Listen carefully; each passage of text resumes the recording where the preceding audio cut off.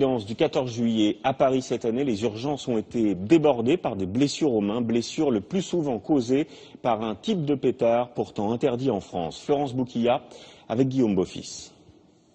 Ce week-end, dans le service SOS Mains de cet hôpital parisien, les chirurgiens ont opéré sans relâche. 8 blessés ont été hospitalisés durant la nuit du 14 juillet, tous touchés au doigt.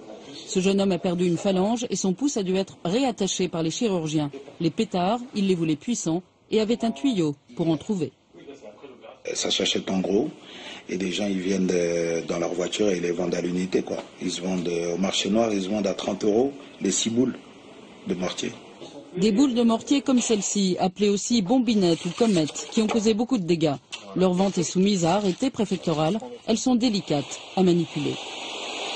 Ce sont des engins extrêmement puissants qui donnent des lésions de type plaie de guerre, avec des amputations, des doigts arrachés, des lésions vasculaires, nerveuses.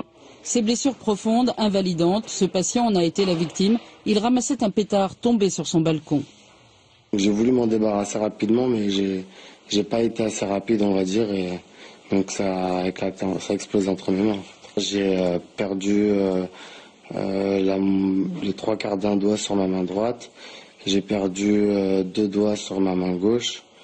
Et je vais peut-être aussi ne pas avoir de pouce sur la main gauche. Cette année, pendant les festivités du 14 juillet à Paris, 30 personnes ont été blessées aux mains, souvent grièvement. C'est 3 fois plus que l'année dernière.